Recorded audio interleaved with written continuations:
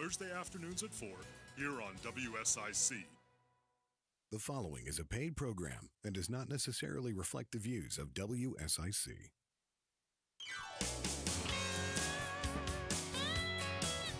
It's 11:06 on WSIC News Radio. You're listening to We're Just Saying with Senator Vicky Sawyer and David. I'd like to be part of the show, 844 Studio 4. We are streaming live on the WSIC News app, YouTube, Facebook, LinkedIn, X, and all points in between. Good morning, Senator Sawyer. How are you? Hey, I'm doing great. Today's a big day for our family. As you see, my shirt. You're representing today. I see that. Our alma mater, Go Niners. Go Niners. Yet another legacy grad from the We're Just Saying crew. That is true. We've got like a whole 49er band thing going on over here. I mean, it's the finest institution in the University of North Carolina system. Why not send our kids to the best school? I completely agree. Right. Your daughter graduated last year. Last year, yep. Yeah. And so my daughter graduates today. So I wore a UNC Charlotte Go Niners shirt for the occasion. Although I don't know that I can get away wearing it at graduation ceremony. I've got this whole thing about what do you wear to a college graduation as a mom? Is it dressy? Is it? Well, speaking from experience, Right. when we attended my daughter's graduation in May, there were people in anything from jeans and a shirt to dresses. So I don't know that you have to dress overly fancy. Okay. Basic senatorial gear is probably fine. You mean my uniform? Your uniform. You have to represent. Now you do have to represent a little, but more than me anyway. But I wore a polo shirt and khakis. Okay. All right. So I don't think I can get away with a polo shirt and khakis, but I might dress it up just a little bit more. Yeah, maybe just a little bit. No, you don't need to formal evening wear or anything like that. I think you're fine just to wear, basic dress or, nice pants and a blouse or something. I don't think I've ever gotten down the senator look. Really? I'm just casual. I just enjoy, even at the office, we have a casual office. And so I don't really I don't know. The same women's gear for suits and stuff is okay, but it's not great. Yeah. But I feel like, I always need to wear a blazer, especially on the floor, because it says in our rules that men have to wear blazers. And if you want to be treated equally, shouldn't you dress equally? So is there no rule about what women have to wear? Not really, because if you look at some of the women in the house, they dress kind of very casual. I'm intrigued by this now. Okay, because they're going to go for they go for some of the women, and God bless them. They dress like they're going for a walk in the woods. Okay, well, on the house floor. But to be fair, if there is no written rule addressing how women are to be dressed, right? Which is the patriarchy strikes again. They have rules, but maybe they feel like that women don't need the rules because you have more common sense than men do, and men need to be told, hey, you can't just come in and your tank top and sweatpants. I really would be okay with rules regulating what women wear on the floor. Yeah. I really would. There's one lady who in the house used to wear a hat every day, but it specifically excludes that you are to not wear a hat in that chamber. But she always got away with it. And it's cute. She looked great. She was very attractive and looked cute in it, but I always just kind of thought that as a sign of kind of like a little bit of disrespect. And so, yeah, it's hard for me to dress for the floor. I see other women and they get away with just dresses and they don't really wear blazers, but I always wear a blazer because I feel like if it's good for the guys, it needs to be good for the girls. Well, and there is something to be said for looking the part, right? Yeah, I guess. One of the things, if you remember when, I don't even know if they still do this, but when we graduated college, you'd go in and have your career counseling and they always said, make sure you're dressing for the job that you want to get, right? That's true. And so, wear your, to interviews, wear your suit and tie, dress like you've already gotten the job, right? And then, I'll never forget when I interned at First Union, which dates me very much since it doesn't exist anymore.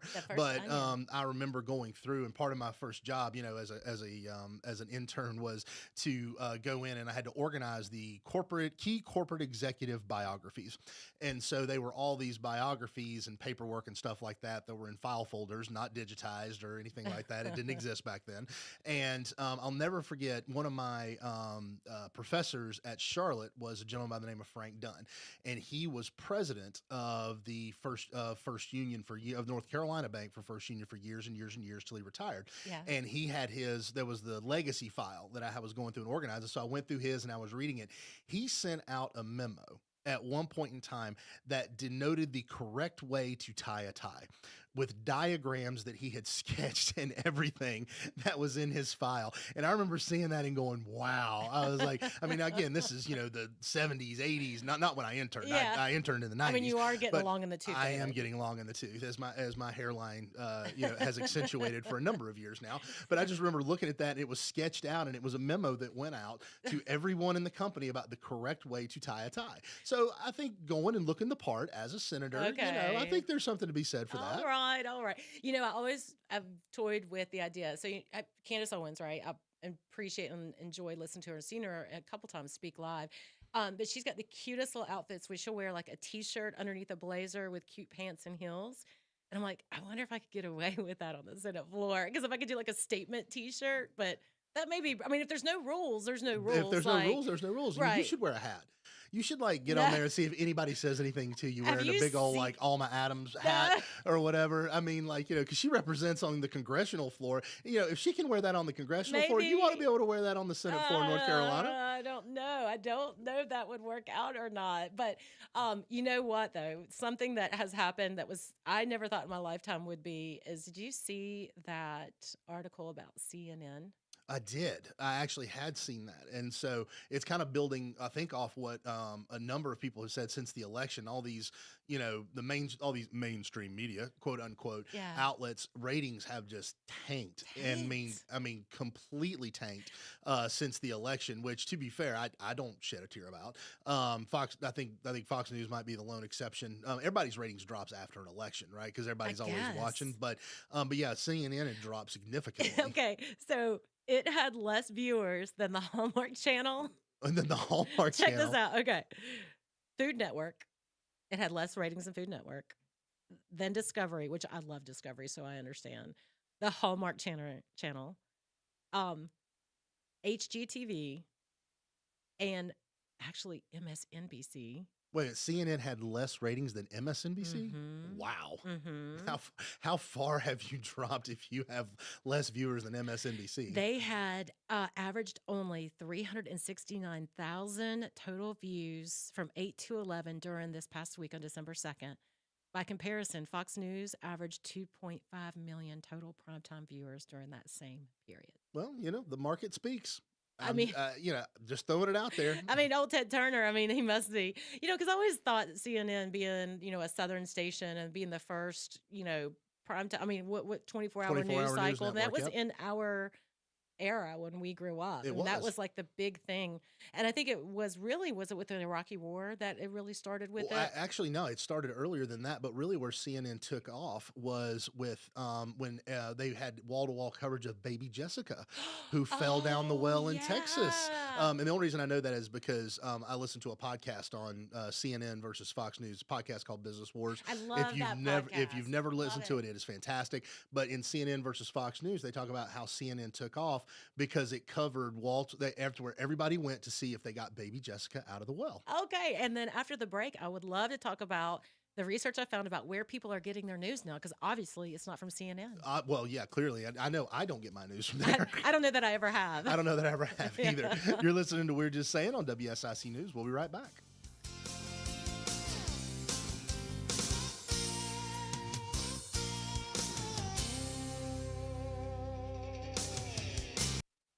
There's more We're Just Saying with North Carolina Senator Vicki Sawyer on the way from 105.9, 100.7 WSIC. Well, I'll tell you what, it's really pretty nice end to our work week. Starting out with sunshine, you'll notice a few extra clouds rolling in for the afternoon. Temperatures climbing to the mid-50s for our Friday afternoon. Back down to around freezing tonight with a clear sky. A couple of outlying spots and farms could dip into the upper 20s by early Saturday morning. It's a nice start to the weekend. Plenty of sunshine, temperatures right around 50, but we'll bring back a rain chance, and it's chilly for our Sunday. That's your forecast from the WSIC Weather Center. I'm meteorologist Chase Myers. The WSIC app is available now wherever you get your apps, featuring local deals from great local businesses like ISI Denver. Here is your WSIC community calendar. Embrace the magic of the season at a classic Christmas in Mooresville on Friday from 5 to 9 p.m. in the heart of downtown. Traditional holiday activities such as ice skating, horse-drawn wagon rides, Santa visits, food vendors, warm beverages, and carolers are all part of the festivities. A classic Christmas in Mooresville promises a nostalgic and heartwarming experience for the whole family this Friday in downtown. Join the Gingerbread House Workshop this Saturday in downtown Statesville. Fun Christmas activities for kids take place at 10:30 a.m., 11:15, and noon at the Watering Hole on West Broad Street. All supplies are provided and fun for all ages. Registration is required. Visit Gingerbread Workshop for Kids on Facebook for details. The Town of Troutman Jingle Run 5K takes place on Sunday. The race will run through the Town of Troutman starting at the Town Hall. Register at runsignup.com and we will see you Sunday in Troutman for the Jingle Run 5K. Trivia is back at Micaiah's in Mooresville on Tuesday, December 17th. Join me, Patrick Reynolds, host of the Home Ad Show, and Joe Burke, host of the Scoreboard, as we test your trivia knowledge with a fun game and prizes for the winners. Call your friends, form your team, or play solo. We'll see you at Micaiah's in Mooresville on Tuesday, December 17th for trivia with the WSIC on-air crew. Speedway Christmas at Charlotte Motor Speedway is happening now through Sunday, January 5th. The light show features more than 5 million lights synchronized to music on a 4-mile course through the oval, pit road, and infield. Plus drive-in movies on the gigantic Speedway TV, as well as a festive Christmas village. Speedway Christmas tickets and information are available at charlottemotorspeedway.com. To keep up with all the events happening around the community and much more, including amazing local deals, download the WSIC News app today. It's We're Just Saying with North Carolina Senator Vicky Sawyer on 105.9 100.7 WSIC. Local starts here. Welcome back to We're Just Saying on WSIC News Radio with Senator Vicky Sawyer and David. Like to be part of the show, 844 Studio 4. We are still streaming live on the WSIC News app, Facebook, YouTube, X, and LinkedIn. Before we get into discussing the topic of where people get their news, we've got to have a caller. Welcome to We're Just Saying, Sick and Tired Patriot. How you doing, brother? Hey, David, you doing all right, bud? I'm doing great, my friend. Thank you for calling in. Talking about where we get our news from.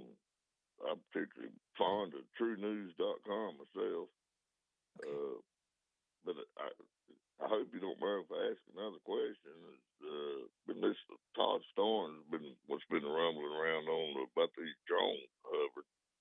So I go to bed last night. I've been watching them for about 3 years over Iredell County and coming out of the Mooresville area.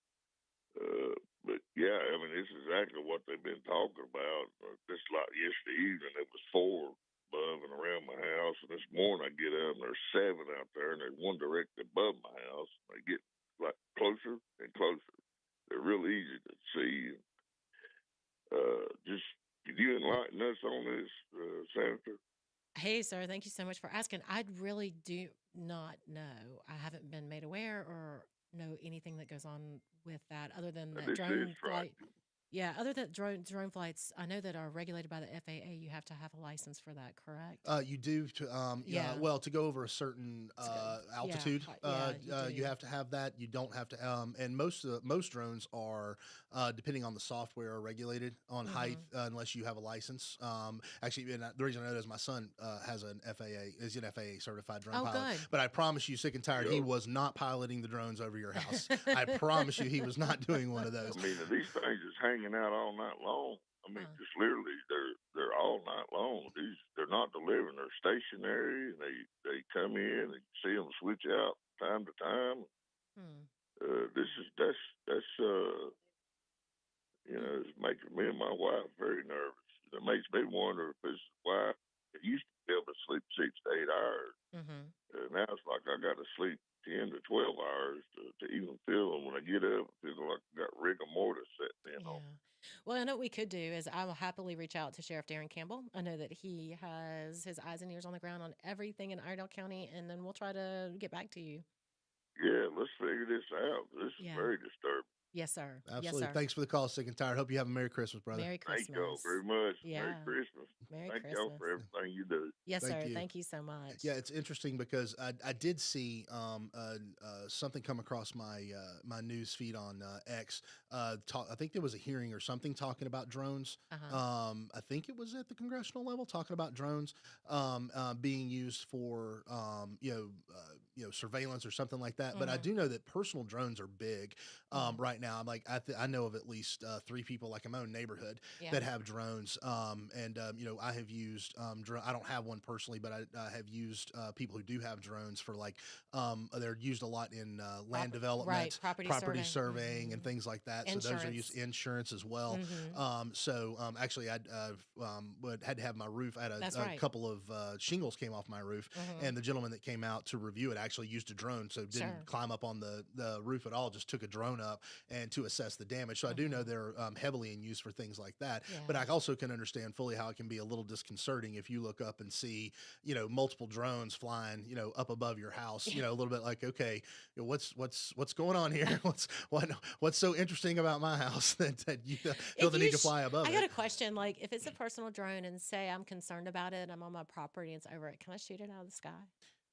Well, so and not be held liable? Probably Because you don't really own the airspace over your property. Well, you do to a certain height. To a certain height, but I think you would I think where they'd probably get you on something like that was discharging of a firearm inside of. Well, no, you can. I'm in the county. I live Oh, in the well, county. no, that's true in the county. So I can't do that in the city. Ah, you can do it in city the dweller. You. I know. I'm a city dweller, but yeah. So I mean, I assume you could. We really do. We need. You know what we found out from this? We need to do some more drone education. Clearly, because they're not going away. That's they're not. We need to figure out some more drone education, and I don't know where I'll find my news on that, but I'll definitely will ask. Well, yeah, you can dig into it, and I'm sure Sheriff Campbell has a good idea of some of the things that are going on. But you before the break, you had been talking about CNN and ratings, and where are people getting their news? Obviously, WSIC News. They listen to us, which is the best source of news in and around the area. But where else are people getting their news? Well, so I was actually wondering, like, if folks aren't tuning in like we did traditionally, then where are folks getting their news? And it's not surprisingly divided by age. So traditional television, like, the what you see when you turn on your 5 o'clock news or whatever, folks, 86% of people ages 65 and older get their news from TV. Okay, so makes sense. That 86%, that's huge. Yeah, they do. So they're not scrolling and all that other stuff. Kind of like when I was growing up, and my grandparents, it was like ate dinner at 5, sat down and watched the news at 6, and then you watch the local and then the national, and then of course we had to watch Pat and Vanna, of course, and then Pat Sajak, and then what was ever on that night, like if it was like Magnum PI or something like that. Well, don't forget Jeopardy. Don't forget Jeopardy. Oh, that's what because Alex came on after Wheel of Fortune, and they always reminded us of how dumb we really are, because I never did very well. Speak for yourself. I was. Are you a Jeopardy champ? I love Jeopardy. And by the way, on I think it's on Amazon right now. They have Pop Culture Jeopardy. Okay, highly recommend. Okay, all right. I've been watching it with my kids, and honestly, it's scary that I'm too old now to be involved in pop culture. I think because some of the questions, I'm just like, who is this person they're even talking about? And my kids know. So I guess pop culture has passed me by. It has passed you. I am no longer an aficionado on poppy culture. You're not poppy anymore. I mean, I think you got rid of it when was it like Christina Aguilera and those folks and Britney. I could probably get through the Britney Spears era. Yeah. And the 90s and maybe the first part of the 2000s. But I think after that, I lost my pop culture street cred. Well, at least you wear the shoes like you can still handle it. I do. Yes, I do. I represent. I fake it till you make it, Senator. That's the way it kind of works. All right. So, and unsurprising, younger people are more likely to get their news from social media than older people. 47% of people ages 18 to 34 get their news from social media. It doesn't surprise me. And I think, there was a lot of talk about this just after the election about how, Donald Trump especially bypassed a lot of network news. Now, J.D. Vance was on, I think, every single Sunday and every news show Yeah. they go on. But Donald Trump specifically, a lot of bypassed traditional media, Right. went the podcast route because, I mean, some of these podcasts have millions upon millions. Joe Rogan. I mean, one episode of Joe Rogan generates in, more than, CNN season viewers based off those numbers in probably a week. Right. And so people are tuning into those things to hear, get news and get up Yeah. to date on current events. And so we really have, I think, seen that shift where, network news just, and unsurprisingly, and I don't think it's a bad thing, frankly, because I think, the mainstream media had a monopoly on news for so long and then veered so far left that I think, a lot of people are just like, you know what, I'm not going to turn on the boob tube. I have unplugged. I'll stream and I'll go on, social media and listen to podcasts. Well, you will not be surprised. I fit in this other category. Online only news sites. People ages 18 to 34 are more likely to get their news from online only news sites than people 45 to 64. But I'm the 45 to 64 range. Yeah, you're saying you're not in that 18 to 34 range. I know. I used to be. I know. Me too. Oh my God. But I definitely get all my news from newsletters that I subscribe to that I like the Daily Newswire, or there's one TRC News, or the Insider that a lot of us legislators prescribe to, and those type of things. I do have a subscription to the Charlotte Observer. I got to see what they write about me every once in a while. Well, yeah. And the News and Observer, and to Statesville News. But yeah, I really consume all my news online through trusted sources that I watch. And a little bit of TikTok. And a little bit of TikTok. I see the Joe Well, Rogan. until January 9th, right? Why? Because TikTok goes away January 9th, I think, unless the Supreme Court halts it. Because I think an appellate court judge earlier this week or end of last week upheld that TikTok could be banned in the United States. So I think January 9th is supposed to be the date. All right. Well, I'm going to Instagram Reels then. I guess Gotta go to the gram. If the TikTok is off, See I'm what I going said to there? do the gram. Oh, See, so you're I'm still pop culture a little bit. The kids call it the gram, Vicky. It's the gram. Is that what it is? Oh God. It's I the am gram. not pop. I don't think I've ever been pop culture. I am not. Probably not. No, I mean, even in high school, I listened to country music and Southern rock. Well, you don't watch movies, and you I do not watch and you watch very movies. little TV, which makes it very difficult for us to have conversations when I bring random things up. Hey, if you want to talk about a documentary, I'm in. Did you watch the Menendez documentary? I did actually watch the Menendez documentary. Do you have? Do you actually think that they were justified in their killing of their parents? No, not yeah. really. No, okay, I mean, well. now they had it bad. Don't get me wrong, Yeah. but resorting to murder, I think, was maybe a little over the top, Uh-huh. just a little bit. But I think at the end of the day, I do enjoy a good documentary. I enjoy books on tape, Yeah. and things like that. I just finished a book called The President's Club, which is Ooh. fantastic. It's about former presidents. Highly recommend it. Yeah. And when they got out of office, and like Harry Truman was like kind of the first one to form the President's Club by engaging Herbert Hoover. Oh. Who was a pariah. But get this, I'm a little interesting factoid. Okay, because for I those got out one there. more factoid about news, so get it out. Is that Herbert Hoover, when he left office, was the most reviled person in America. Okay. According to Gallup, he had like an 18% approval rating. By the time he died, he was in like the 70s and was at one point Gallup's most admired man. Really? Mhm. So there's hope for Joe Biden? No, So I don't you're think saying there's he's not hope going for to make Joe it that. Biden? Yeah, Hoover made it a lot longer after office than I think Okay. Joe is. Not to be morbid, but Herbert Hoover left office pretty young. But Herbert Hoover was called back into service to help feed Europe after World War II, which incidentally was a job he held after World War I. Okay, well, thank you for the I do love some history, so I'm not hating I'm that. just throwing it out there. Well, if you were, and like us, the last little tidbit here, 86% of the Americans get their news from smartphones, tablets, or computers, at least some of the time. I have no problem believing that. I don't either. Yeah. That's if where it's most not- of mine comes from. Yeah, absolutely. I can't remember the last time I actually watched the news on I don't TV. know. I haven't. Yeah. Well, there you go. See, we're all about education here on We're Just Saying. You were listening to We're Just Saying. We'll be right back.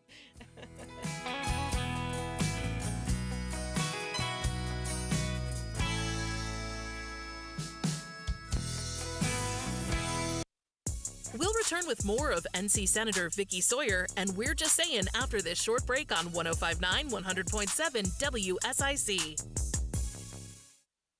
I'll tell you what, it's really a pretty nice end to our work week. Starting out with sunshine, you'll notice a few extra clouds rolling in for the afternoon. Temperatures climbing to the mid-50s for our Friday afternoon. Back down to around freezing tonight with a clear sky. A couple of outlying spots and farms could dip into the upper 20s by early Saturday morning.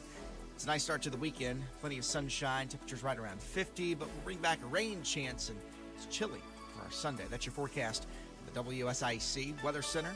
I'm meteorologist Chase Myers.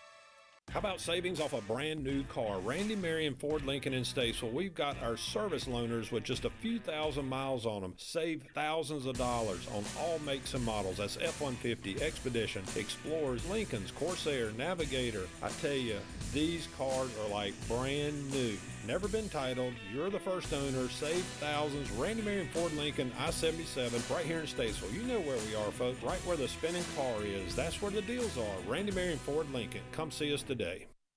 This holiday season, give a gift the entire family can enjoy. A home upgrade with propane from G&B Energy. A roaring fire at the flip of a switch. An endless supply of hot water that ends the shower wars. Made possible with propane and G&B Energy. Even better, rebates worth hundreds are available on many propane installations by G&B Energy. If you receive damage from Hurricane Helene, rebates could be worth double. Visit G&B Energy to save or learn more at gbeenergy.com. Hi, this is Bob McIntosh with the McIntosh Law Firm in Davidson. Since 1997, we have been committed to providing our clients with competent, caring, and experienced legal services. Learn more at McIntoshLawFirm.com. If you're a builder and you haven't went to Little Shaver's Wood Shop, you're missing all types of lumber products, hard to find woods and paneling materials that are in stock and ready to help you conquer anything the job throws your way. Locally owned, Little Shaver's Wood Shop has a friendly, knowledgeable staff to get you in, out, and on with your day. Little Shaver's Wood Shop, 3301 Salisbury Highway in Statesville. Little Shaver's Wood Shop, LILshavers.com. 24/7 worldwide, non-stop. WSIC. Local starts here. This is a Bloomberg Money Minute. Sales at Starbucks aren't what they used to be, so pay raises for baristas won't be either. A document seen by Bloomberg shows that in light of the company's worst financial performance since pandemic lockdowns this year, Starbucks pay increases will generally range from 2 to 3% depending on seniority. A year ago, raises were 3% at the least, with those working for the chain at least 5 years getting at least 5%. A legal fight is heating up in the soup business. New Jersey's Cherry Hill Courier-Post says Campbell's has sued New York area prepared food delivery service Jane Foodie for ripping off the design of its soup can, including its two-tone color scheme and a circular design in the middle. Although the colors aren't the same, Campbell says those elements are iconic and date back more than a century. No response from Jane Foodie. Wall Street's indexes were higher. Now they're mixing it. Dow and S&P 500 down 0.1%. NASDAQ gaining 0.1%. And Jerome Day, Bloomberg Radio. The button pushing stops here. WSIC. Local starts here. Now back to We're Just Saying with North Carolina Senator Vicky Sawyer on 105.9, 100.7 WSIC. Welcome back to We're Just Saying on WSIC News with Senator Vicky Sawyer and David. Like to be part of the show, 844-STUDIO-4. We are still streaming live on the WSIC News app, Facebook, YouTube, LinkedIn, and X. So there was some Raleigh stuff going on this week, right? There was just a little bit of work that happened. I mean, it was a lot of work, really. If you look at it from the committee, from the floor debate that you saw from the House, they had taken up two measures. One was the constitutional amendment for voter ID, both in person and absentee ballot, which makes sense, right? So that was it. They put that on there. One that we sent over that the House did not take up was a constitutional amendment, which you've seen this before. I think it was in 2018 or 20, I can't remember, where we capped the amount of income tax that in the Constitution voter approved to 7%, and the Senate voted to make that a 5%. The reason why that's important is long after we're gone, then the legislature cannot increase taxes over 7% now. We wanted it down to 5%, which I think is pretty healthy and way to go, so they don't get over their skis like the Democratic General Assembly did so many years ago. But the House just chose not to take that one up. I'm not sure exactly why, but that is what happened. I thought that would be a good provision to be on a ballot. And then lastly, the veto override, the killing democracy veto override. Yes, you Killing. awful democracy killers. I did write back to a few people. I'm like, guys, we're a representative republic. I know I keep saying that on this show, but it's like we're not. I mean, anyways. So that was, and there was a little bit of drama on that, to be honest with you, behind the scenes. Really? Like, will they pass it? Won't they pass it? I mean, you're talking about like getting 72 Republican legislators to the building in December, and you have to have each and every one of those votes. And when the bill passed the first time before it was vetoed by the governor, there were 3 Republican lawmakers who voted against it. Consequently, those 3 legislators are also in Western North Carolina, and they had a couple of beefs, which I kind of understand. But at the end of the day, they decided to vote with the majority and override that veto. But one of the things that they had mentioned is that they didn't like the process. There were no committee hearings, and all this other stuff. And this is kind of like a little bit about how the sausage is made. But when it comes down to the end of session and getting these types of things done, when you have a conference committee bill that went to both sides, and then you have a conference committee that gets to that. So there were meetings, but it was with those folks and staff that got the bill together. And so the way it came about, because it was so hurried a little bit, is I can see the concern there. But that is exactly how conference committees work. It's just the process, what we've done for so long. And, I've never really met a staff member who I didn't call and say, hey, what's going on, if they didn't tell me. Right. Right. Sometimes that's kind of like tongue in cheek a little bit, because it frustrates me, because I'm like, I don't know what I don't know. But if it's your district and you're, heavily involved in this, then you have to make yourself relevant. And I've said this a long time. You can be as busy as you want to be in the legislature as an elected. In other words, you can just show up to committee meetings, or you have to be on the phone all the time with everybody as the wheels are moving fast. And when you hear of something happen, that's when you really need to make yourself present and relevant and be there, because staff will have to let you in there. And other legislators obviously want you to be a part of it, but it's not like they can go around and ask 72 legislators or 120 legislators about their opinion on absolutely every little thing, especially when you're talking about hurricane relief and the timing of it, right? So that was a little bit of their concerns from what I heard through the media. I didn't speak to them directly. I can understand that, but then once you have time to process it, then you're like, okay, I get it. This is the way it had to be. Yeah, it makes sense. And the income tax thing is something that I find interesting, because out of curiosity, are there other states that constitutionally mandate that an income tax can only be a certain amount? Good question. I don't know. That's a good question. Because philosophically, I get it, and I'm not necessarily opposed to it, though I do worry at times that putting something like that, I believe in, the Bill of Rights, property, all those types of things. I believe in constitutionally protected freedoms, but income tax is one of those things that I would, and this comes from someone, obviously having been municipal in government, background? with a municipal background, hamstringing the ability to raise funds, can be problematic in many instances. Now, the idea being that, yes, a state needs to live within its means, and I firmly believe that if Democrats have a blank check to raise taxes as much as they possibly can, that they will seek to do that. My counter to that is we do have elections every 2 years, and if their representatives are getting out of line, and if taxes are going up too much, the electorate will vote and exercise their right to say, hey, you know what, enough is enough. But I do worry that in times of crisis, in times of natural disaster, and things like that, I do worry that something like that could end up being problematic, because we simply don't know 10, 20, 30 years down the line what our governments will face. And so having something like that, I think, can potentially have unintended consequences. Not saying I'm necessarily against it, but I think long term there could be unintended consequences. So I hear your argument, but bring that back up another level. And the other level is if your goal is to be a state like Florida and Tennessee that is to have a 0% personal income tax and then actually tax you on what you buy, through a sales tax, then I could see how that would force future general assemblies to actually look at that sales tax model instead of personal income tax. Because I argue that why would you tax me on what I make? Because I can actually just hire a bunch of really fancy attorneys to make it look like I didn't make anything. But isn't it more of a true and fair taxes on what I spend?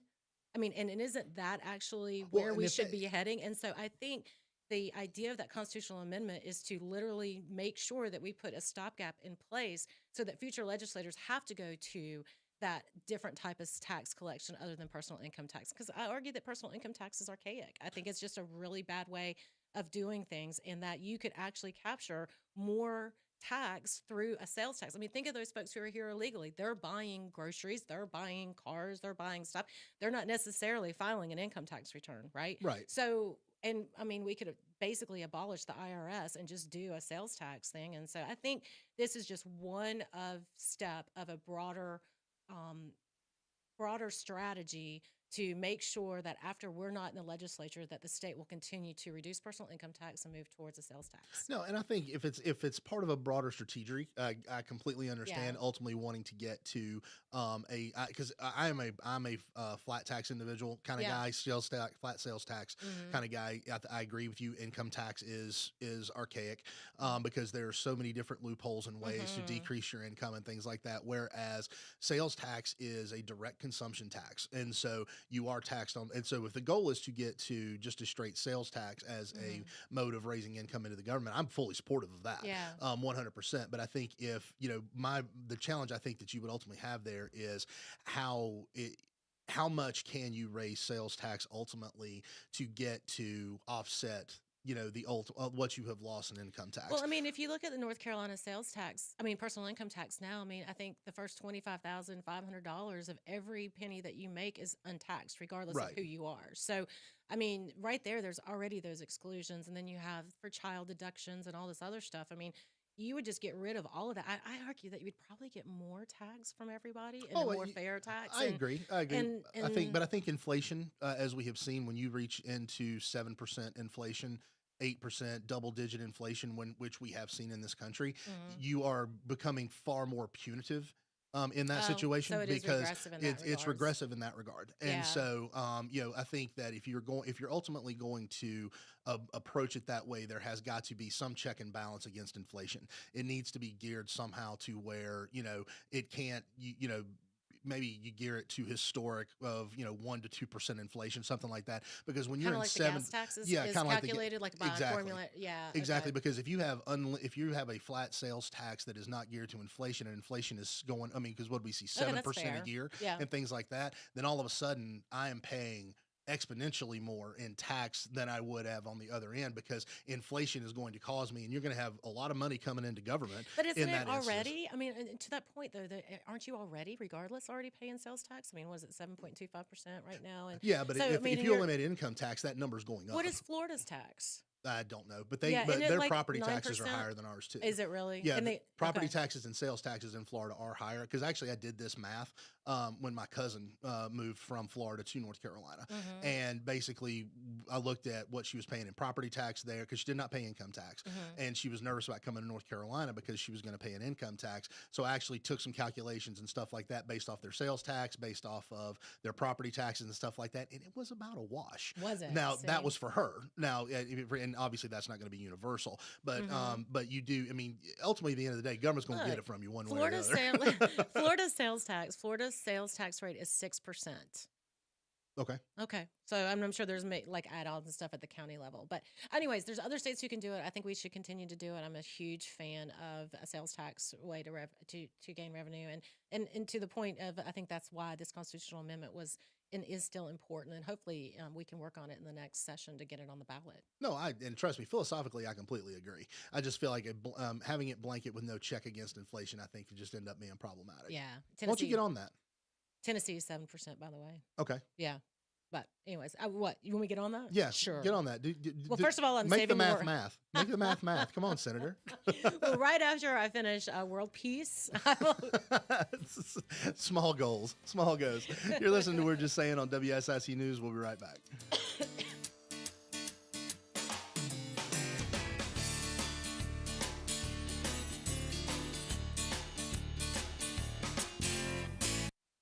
We'll return with more of NC Senator Vicky Sawyer, and We're Just Saying after this short break on 105.9, 100.7 WSIC.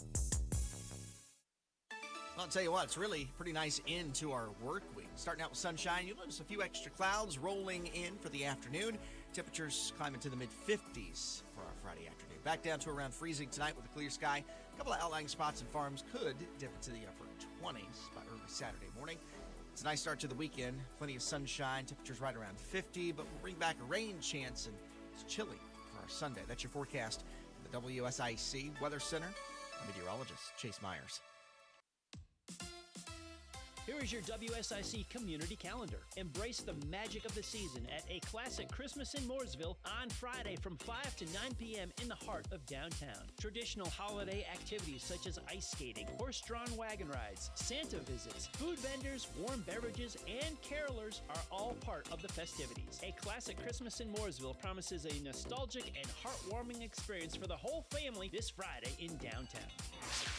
Join the Gingerbread House Workshop this Saturday in downtown Statesville. Fun Christmas activities for kids take place at 10:30 a.m., 11:15, and noon at the Watering Hole on West Broad Street. All supplies are provided and fun for all ages. Registration is required. Visit Gingerbread Workshop for Kids on Facebook for details.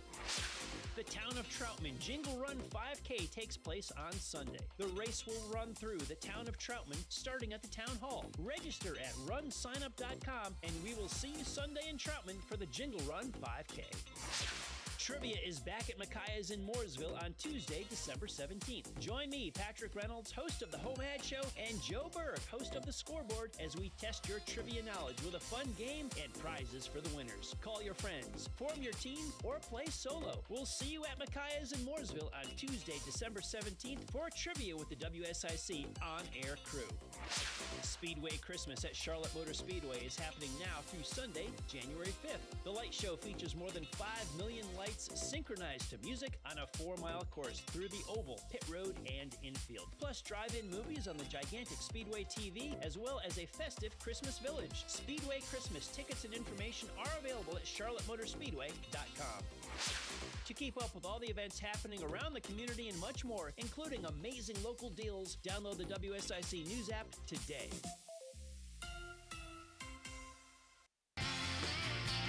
Now more We're Just Saying with North Carolina Senator Vicky Sawyer on 105.9 100.7 WSIC. Welcome back to We're Just Saying on WSIC News Radio with economists Vicky Sawyer and David. You know what? 844 Studio 4, we're still streaming live on all those other things. Go. Right. We do need to get an economist in it. Let's do that. I was sitting there. We were having a very spirited debate on a text string that I have with some folks today about certain subjects. And I think we should start getting some of those like folks and talk about the sales tax. I would be interested to have somebody on here who could look at you, who could speak to us and say, okay, here's why it works in Florida. Here's why it works in Tennessee. Yeah. Here's what it would look like in North Carolina. Hey, why don't we just call up your good friend Grover Norquist? I'm sure he'll be right there. I don't like to bother Grover. I mean, he texts me a lot, and then I don't like to bother him again. Yeah. So, but I'll work on that. Okay, will you work on that? He likes to shy away from major shows like ours. He's more of a smaller type show on like Fox News and things like that. But I mean, our audience might be a little intimidating to him. Yes, especially with all of our witty comebacks. Exactly. But a little bit of good news for Dan Bishop. Yeah, he got appointed to a very important job in the Trump administration. He will be, he's going to go through Senate confirmation. It seems like that he should not be having any trouble with that. But the deputy director for budget at the Office of Management and Budget. That's a lot of budget. OMB is what they call it for short. So it's good to always have someone from your state who is dealing with the money. So this is kind of like, these are the appropriations people. This is like Santa Claus when it comes to the federal government. So what if that means he'll be working with Doge and Elon and I hope so. That's my favorite. I want a Doge for state government. I do. I would totally do that. If they would let me do that, I would bust up the whole thing. I would love to take and do zero-based budgeting for every agency in the state of North Carolina. It would be like my favorite thing in the world. Well, you have the ability to craft legislation. I've tried. I have tried. Believe me, I have tried. And it is, we get as deep in the weeds as I can get, and they'll let me because I want to see it all. I do. I just think sometimes it's always good, just kind of like, your own personal income, personal household. You got that $4 subscription that you got into what's 2 years ago, and you forget that it's there until you reconcile your checking account. And you're like, if you don't reconcile your checking account, you don't know that $4 is coming out every month. That's true. So, I was never good at balancing a checkbook. Yeah. That's why I love online banking. I do too. Because like I don't have to really worry about reconciling anything. Yeah. I just go in there and I just look and I'd like see what I've got automatically coming out. Yeah. Because I do everything, automatic payments and stuff Yeah, like me that, which is too. probably not the greatest thing in the world because I could be getting double charged things, stuff like that periodically. But it's Yeah. just like it's such a pain to have to write checks. I know. And I mean, I hated writing checks. I hated balancing my checkbook. I bounced more than a couple of checks after I got out of college before I really got ingrained into online banking. But you know what that reminds me of is do you remember going into like restaurants and like it was a local restaurant like in Candler and someone had bounced a check and then they would put your bounced check at the cash register for everybody to see? Yes. Do you remember that? Thankfully I was never on the wall of shame for that because I never wrote a check at a restaurant or anything like that. But I mean, when I finally got out, we had debit cards and credit cards. Yeah. Man. It was just like, swipe the card. Now it's always fun because there are still places around that do not. You have to take cash. Yeah. I was down at the beach several weeks ago, and we went to a place down there that is cash only. Yeah. And they have an ATM in the corner that Sure. if you need cash, you go over there and you get it.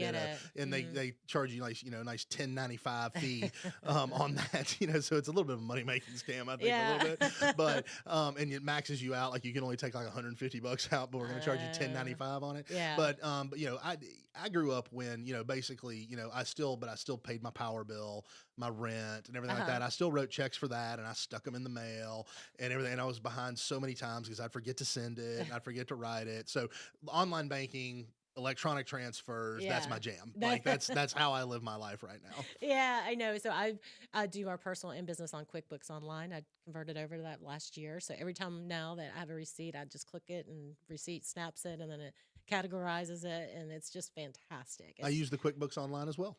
It is a game changer. So I'm sure people don't want to hear about our personal finances, but No, so Dan definitely Bishop, not. so Dan Bishop though definitely is getting the nod from the Trump administration. Grateful to have another North Carolinian in a very important spot.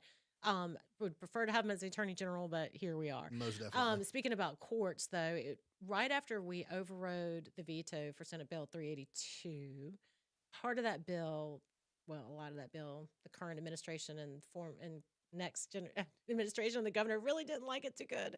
So a lawsuit came out immediately, and I'm sure there's more to follow. But one of them that the lawsuit is in regards to us moving the Highway Patrol to an independent agency, just like under the State Bureau of Investigation, along with license and theft, which is the DMV law enforcement portion, and to put them all into one agency and have them kind of autonomous, or definitely autonomous from being the direct purview under the Department of Public Safety, which reports to the governor.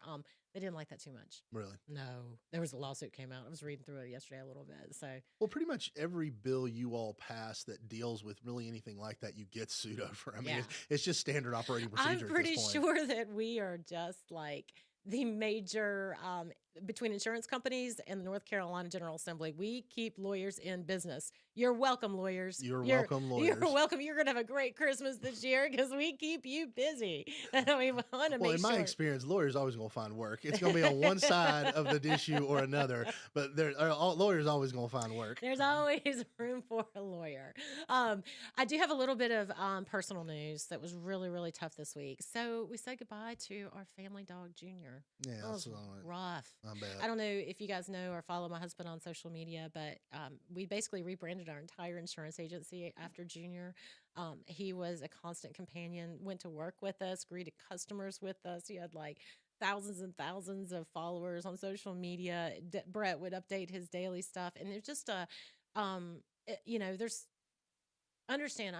I know that it's a family animal, but when it happens, you kind of compartmentalize it and you think, I can do this, I get this, I got that. But man, during the time when it's going on, it is brutal. Not to take away from folks who are going through personal tragedy or anything. No. I know that Junior's had so many followers and folks and been in our life for so long. And it stinks, man, because this morning I like turned around and I like thought he was there. Like that kind of thing. But we do have one animal left. His name is Doug is a jerk. I have a Doug cat. is a cat. So, He is not filling the hole jerk of Junior. and cat are synonymous. Oh my God. He is not filling the hole that a Junior has left. Now, let me tell you about this. So I'm sitting there and I'm working, getting, obviously preparing long and hard for 30 minutes for the show. And Doug likes to get in my lap as I'm working on the computer. And I'm like, oh, Doug, thank you so much. This is just after I thought I saw Junior. I was like, you're so sweet, Doug. And the next thing you know, the little guy just like bites me, like just for sitting there. Cats are jerks. What the what? I mean, we have two cats, and I hate them both. And they know that I hate them, and which means that they try to be around me incessantly, one specifically. And it infuriates me because like one has taken up residence in my office. Okay. And it's always when I'm in my office. And then when I'm not in my office and I'm going to bed, he likes to take up residency in my bed. And his favorite place to be is between my legs. And my wife's the one that likes him. I don't like him. And so, but yet he like the first place he goes and he's purring and it's like, oh, I just love being here so much. It's like, no, it's like, I know that I'm anguishing you. I know that I'm keeping you awake. I know that you hate me, but I'm going to purr. I'm going to nestle myself right where you can't sleep. And so, and like on the few opportunities that I deign to pet it, it will like, like rub its head and everything like that. And I like start, and then it bites me or it nips me or it like puts its, and I love it when they just take their little paws. I don't love it. That's sarcasm. When they take their little paws and they put it on your leg and they bear their claws in ever so slightly. I'm like, why are you such a turd? Why? I mean, you justify my hatred of you every single time I interact with you. I can't stand those cats. I'm sorry, I just can't. Well, we just probably alienated half of our listeners who are cat lovers. But, look, no offense to them. I'm sure they're fine people, but their cats are jerks. So when I come in, I'm used to like Junior would be like, he'd wait, like, wiggle his whole body and his head, and he'd like come up on you and be like, what's up? And if he wanted food, he would just like nestle against you and kind of, he was just really sweet about how he would communicate with you. Doug just looks up at me and goes, wow, wow. And he does not stop like meowing, but screeching. It's not like a meow. It's like a screech meow until I go get that nasty meow mix wet food that I put into his.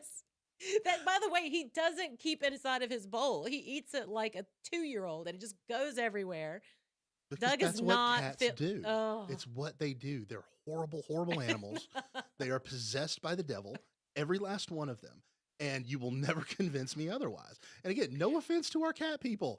I'm sure our people who love cats are wonderful people, individuals, but they have been put under a spell.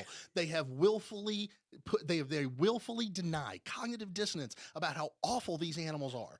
I'm sorry. Like, Bob Barker is a hero because he said spay and neuter your cats.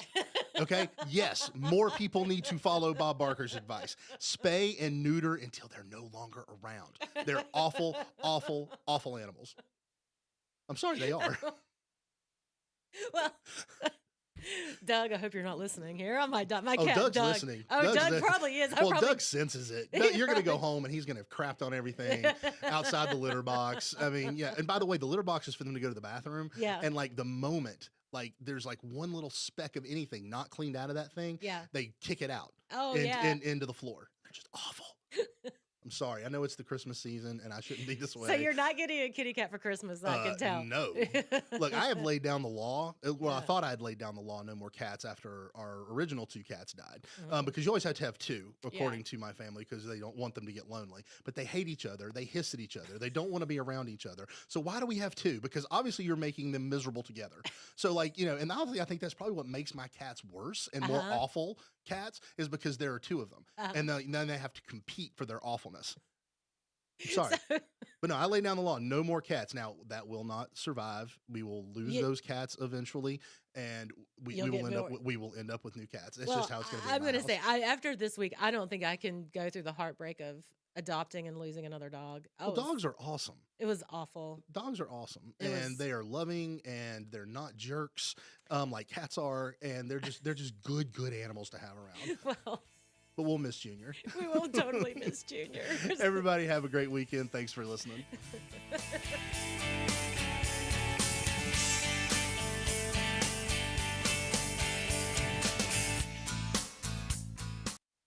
Serving you better than ever before.